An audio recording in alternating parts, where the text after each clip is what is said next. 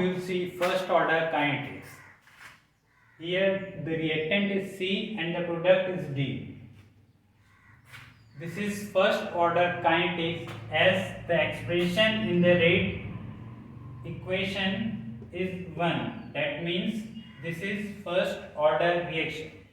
Initially at time t equals to 0, the initial concentration is C0. At time t, after the reaction has proceeded, some x amount has decreased and the reactant left at time t is Ct and x amount of product has formed. According to rate law, we have the rate equation is, rate can be written as minus dC upon dt. We have used minus term as C is the reactant here. This is equals to K into concentration term raised to the power 1, since this is first order kinetics. This can be arranged as minus dC upon dC equals to K into dt. Integrating this equation from C0 to Ct, we have this. Now changing from this as C0 Ct, minus terms has been exhausted here and we have this integration. Then this has been arranged as like this. Moving this to this side, ln Ct equals to ln C0 minus Kt. This equation can also be written as ln C0 upon Ct equals to Kt. This can also be written as ln Ct upon C0 equals to minus Kt. Removing ln, we can have Ct equals to C0 into e raised to the power minus Kt. So this is one of the equation that we have derived here. This is of first order kinetics. Also we can write this equation as, when we will convert ln into log, so we will multiply it by 2.303. ln has been converted into log C0 upon Ct. This is equals to Kt. Then t equals to 2.303 upon K log C0 upon Ct. This is another equation that we have derived here, where K is the rate constant, T is the time required for the reaction to proceed, Ct is the amount of reactant that has left, and C0 is the initial concentration. So this is the equation for first order kinetics that we have derived here. Now we will move on to find out the T half of the first order kinetics. For half life, initial concentration that we have taken as C0 and final concentration is Ct, that is C0 upon 2. In half time, amount of reactant has decreased to half. So using this equation, we have T equals to 2.303 upon K log initial concentration upon concentration of reactant that is remaining here. So T half equals to 2.303 upon K log C0 upon Ct is our C0 upon 2. So we have here T half equals to 2.303 upon K log C0 is cancelled here, we have log 2, and we know value of log 2 is 0.3010. Multiplying this, we will get 0.693 upon K. So this is equation for T half in first order kinetics. We can see here T half is independent of initial or final concentration. There is not any concentration term involved here. So T half is independent of concentration term. When we draw graph of T half and concentration, then as this is not dependent on concentration, we will have a flat line here with zero slope. Pause.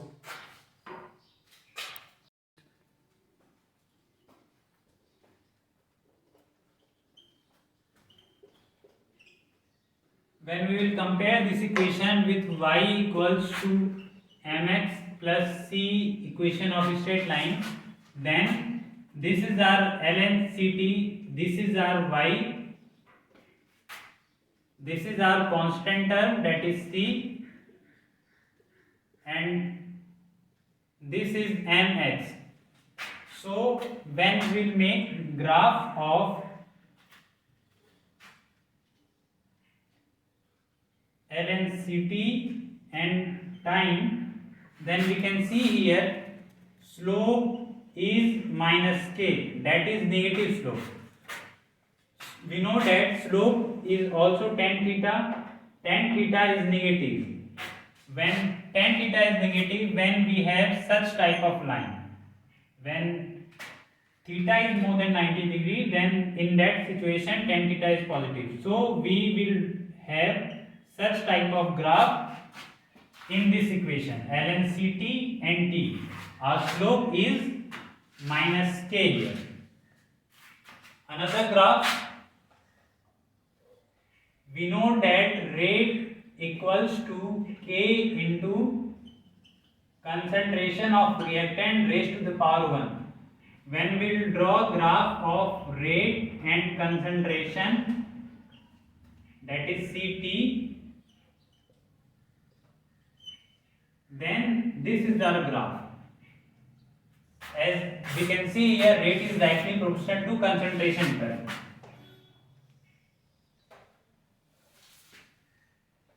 When we will draw graph of Ct and T, we know that Ct equals to C naught into e raised to the power minus kt. At time t equals to 0, Ct will be equals to C naught. C naught upon e 1 upon e power 0, that is we will get Ct equals to C naught, and when time equals to infinity, then Ct will tend to be 0. So our graph will be like this. This is our graph. This is Ct. This will be C naught. This is our another graph.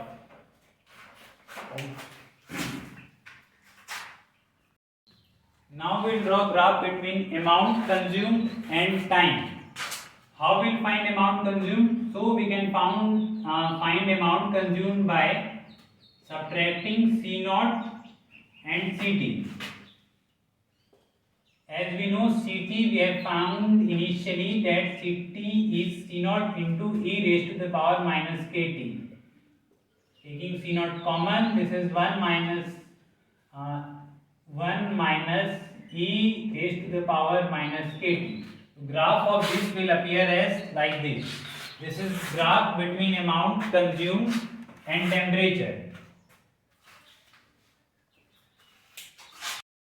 Now let's see. At time t equals to 0, initial concentration is C naught. Nothing has been consumed, so we will not write here anything. At time t equals to t half, remaining concentration is C naught upon 2. This we can write as C naught upon 2 raised to the power 1. So this is remaining and consumed is C naught upon 2 raised to the power 1.